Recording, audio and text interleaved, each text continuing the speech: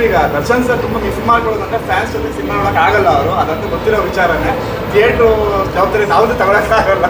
So ಏನಾದರೂ ನಿನ್ನೆಯಿಂದ ಕಾಲ್ ಮಾಡಿದ್ರಾ? ಯಾವ ಥರ ಇದೆ ಅವ್ರ ಮೈಂಡ್ ಸೆಟ್? ಅವ್ರು ಏನಾದ್ರು ಕೇಳಿದ್ರಾ ಫೋನ್ ಮಾಡಿ? ಇಲ್ಲ, ಅವರಿಗೆ ಎಲ್ಲ ಕಾಲ್ಸ್ ಹೋಗ್ತದೆ. ಎಲ್ಲರೂ ಫೋನ್ ಮಾಡಿದವ್ರಲ್ಲ ಅವ್ರಿಗೆ ತುಂಬ ಅಪ್ರಿಷಿಯೇಟ್ ಮಾಡ್ತಾರೆ. ಯಾಕಂದರೆ ನೈಟಿಂದನೇ ಶೋ ಶುರು ಆಗಿದೆಲ್ಲ. ಅವ್ರ ಫ್ಯಾನ್ಸ್ ಆಗಿರ್ಬೋದು, ಅವ್ರ ಫ್ರೆಂಡ್ಸ್ ಆಗಿರ್ಬೋದು, ನಾರ್ಮಲ್ ಎಲ್ಲರೂ ಓದೋರೆಲ್ಲರೂ ಪಿಕ್ಚರ್ ಬಗ್ಗೆ ಅವ್ರ ಹತ್ರ ಮಾತಾಡ್ತಿದ್ದಾರೆ. ಸೊ ಅವ್ರಿಗೂ ಅದೇ ಖುಷಿನಲ್ಲಿ ಅವರು ಇದ್ದಾರೆ. ನಿಮ್ಗೇನು ಫೋನ್ ಮಾಡಿ ಏನು ಫಸ್ಟ್ ರಿಯಾಕ್ಷನ್ ಕೊಡ್ತೀವಿ? ನಾನು ಮೀಟ್ ಮಾಡ್ಕೊಂಡೇ ಬಂದೆ. ನಾನು ಹಕ್ಕು ಕೊಡ್ತಾರೆ ಅವ್ರು ಯಾವಾಗ ಗೆದ್ದಿದ್ದೀವಿ ಹೋಗಿ ಚಿನ್ನ ನೀನು ಅಂತ ಅಂದ್ಬಿಟ್ಟು ಅಂತಾರೆ. ಅಷ್ಟೇ ಖುಷಿ ಅದು. ಮುಂಚೆನೇ ನೋಡಿದಾಗ ತುಂಬ ಎಮೋಷನಲ್ ಥರ ಆಗಿದ್ದು. ಹೌದು. ಅಂದರೆ ಫಸ್ಟ್ ಅವರು ಮತ್ತು ರಾಕ್ಲೈನ್ ಸರ್ ಫಸ್ಟ್ ಸಿನಿಮಾ ನೋಡಿದ್ದಲ್ವಾ. ಸೊ ಅಂದರೆ ಏನು ನಾವು ಕಂಟೆಂಟ್ ಹೇಳಿದ್ದೀವಿ ಕರೆಕ್ಟಾಗಿ ರೀಚ್ ಆಗಿದೆ ಅನ್ನೋದು ಒಂದಿತ್ತು. ಆ್ಯಂಡ್ ಈ ಥರದೊಂದು ಕತೆ, ಈ ಥರದೊಂದು ಪ್ರೊಡಕ್ಷನ್ ನಾವು ಮಾಡಿದ್ದೀವಿ, ಈ ಥರದೊಂದು ಪಾತ್ರ ಮಾಡಿದ್ದೀನಿ ಅಂತಂದಾಗ ನನಗೂ ಈ ಸಿನಿಮಾ ಒಂದು ಎಮೋಷ್ನಲ್ ಕನೆಕ್ಟ್ ಇದೆ. ಜನನೂ ಅಷ್ಟು ಅದೇ ಹೇಳ್ತೀನಿಲ್ಲ. ಆಚೆ ಬರೋರು ಮೊದಲಿನ ಥರ ಕೂಗಾಡ್ಕೊಂಡು ಕಿರ್ಚಾಡ್ಕೊಂಡು ಇದು ಹಂಗೆ ಪಿಕ್ಚರು ಅಣ್ಣ ಸೂಪರ್ ಎಕ್ಸ್ಟ್ರಾರ್ಡಿನರಿ ಅಂತಿದ್ದವರು ಇವಾಗ ಬಂದು ನನ್ನ ಹತ್ರ ಅಣ್ಣ ಥ್ಯಾಂಕ್ಸ್ ಅಣ್ಣ ಒಂದು ಪಿಕ್ಚರ್ ಕೊಟ್ಟಿದ್ದಕ್ಕೆ, ಇಷ್ಟು ಒಳ್ಳೆ ಪಿಕ್ಚರ್ ಅಣ್ಣ ಅಂತ ಹೇಳ್ತೀರಂದರೆ ಆ ಡಿಫ್ರೆನ್ಸೇ ಬೇರೆ. ಇದು ಎಮೋಷ್ನಲಿ ಹಾಗೆ ಡ್ರೈವ್ ಆಗ್ತಿದೆ. ನನಗೆ ಅಭಿಮಾನಿಗಳು ಯಾರೋ ಬಂದವ್ರು ಹೇಳ್ತಾರೆ ಅಣ್ಣ ಇದು ಮತ್ತೆ ಹೋಗಿ ನಾನು ಫ್ಯಾಮಿಲಿನೆಲ್ಲ ಕರ್ಕೊಂಬಂದು ತೋರಿಸ್ತೀನಿ ಅಣ್ಣ ಇದು. ಸೊ ಹಿಂಗೆ ಒಂದು ರೀಚ್ ಆಗ್ತಾರದಲ್ವಾ. ಸೊ ಆ ಖುಷಿ ಇದೆ ಅಷ್ಟೆಲ್ಲ. ಫೈನಲ್ ಸರ್, ಯಾರು ಟಚ್ ಮಾಡ್ತಿರೋ ಕಂಟೆಂಟ್ ನಾನು ಆ್ಯಕ್ಚುಲಿ ಟಚ್ ಮಾಡಿದ್ರಾ?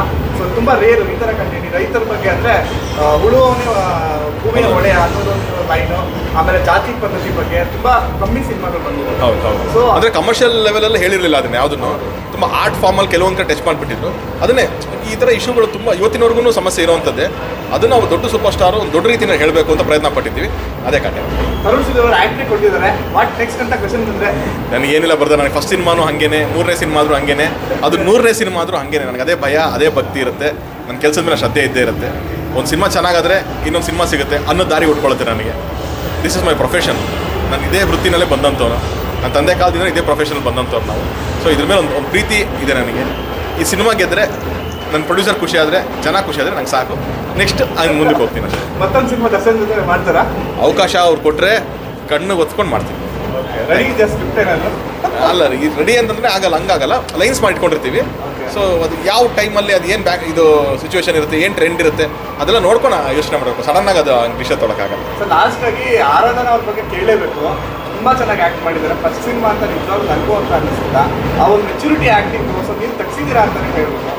ಇಲ್ಲ ಬ್ರದರ್, ಅವರು ತುಂಬ ಹಾರ್ಡ್ ವರ್ಕ್ ಮಾಡಿದ್ರು. ಆ ಹುಡುಗಿನ ತುಂಬ ಹಾರ್ಡ್ ವರ್ಕ್ ಮಾಡ್ತಾರೆ. ಒಂದು 3 ತಿಂಗಳು ಅದು ನಮ್ಮ ಸಿನಿಮಾಗೋಸ್ಕರ ಅಂತಲೇ ವರ್ಕ್ಶಾಪ್ ಮಾಡಿಸಿದ್ವಿ. ಅದಕ್ಕೆ ಮುಂಚೆ ಅವ್ರು ಆಲ್ರೆಡಿ ಪ್ರಿಪೇರ್ ಆಗಿದ್ದರು.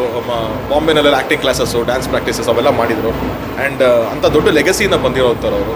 ಅವ್ರ ಮನೇಲೂ ಅಂಥ ಸಪೋರ್ಟ್ ಇದೆ. ಸೊ ಅವರು ಯಾವುದು ನಾನು ಮಾಲಾಶ್ರೀ ಅಂತ ಸೂಪರ್ ಸ್ಟಾರ್ ಅವ್ರ ಮಗಳು, ರಾಮು ಸರ್ ನಿರ್ಮಾಪಕರು ಅಂಥವ್ರ ಮಗಳು ನಾನು ಅಂತ ಅವ್ರ ತಲೆಯಲ್ಲಿ ಹೆಡ್ವೈಟಲ್ಲಿಲ್ಲ. ಅವರು ಒಂದು ಹೊಸ ಹುಡುಗಿ ಥರನೇ ತುಂಬ ಕಷ್ಟಪಟ್ಟು ಒಂದು ಶ್ರಮಪಟ್ಟು ಸಿನಿಮಾ ಮಾಡ್ತಾರೆ. ಸೊ ಅದೇ ನಿಮಗೆ ಇವತ್ತು ಕಾಣಿಸ್ತಾ ಇದೆ. ಸರ್, ನಮ್ಮ ನಿಮ್ಮ ಸೆಲೆಬ್ರಿಟೀಸ್ಗಳಿಗೆ ಫೈನಲ್ ಏನು ಹೇಳ್ತೀರಾ ಕನ್ನಡ ಜನತೆಗೆ? ಈ ಗೆಲುವು ತಂದು ಕೊಟ್ಟಿದ್ದಕ್ಕೆ ನಾನು ಥ್ಯಾಂಕ್ಸ್ ಹೇಳ್ತೀನಿ. ಯಾಕಂತಂದರೆ ಇದು ನಮ್ಮ ಗೆಲುವಲ್ಲ, ಇಡೀ ಕನ್ನಡಿಗರ ಗೆಲುವು. ಇದು ಇಡೀ ಒಂದು ಕನ್ನಡ ಸಿನಿಮಾ ಈ ಥರದ್ದು ಆಗೋದು, ಎಲ್ಲ ಕಡೆಯಿಂದ ನಮಗೆ ಸೌಂಡ್ ಬರ್ತಾ ಇದೆ ಅಂದರೆ ಇದು ನಮ್ಮ ತಂಡದ ಗೆಲುವು, ಕಾಟೇರ ತಂಡದ ಗೆಲುವಲ್ಲ, ಇಡೀ ಕನ್ನಡಿಗರ ಗೆಲುವು. ಸೊ ಅವರೆಲ್ಲರಿಗೂ ನಾನು ಥ್ಯಾಂಕ್ಸ್ ಹೇಳ್ತೀನಿ.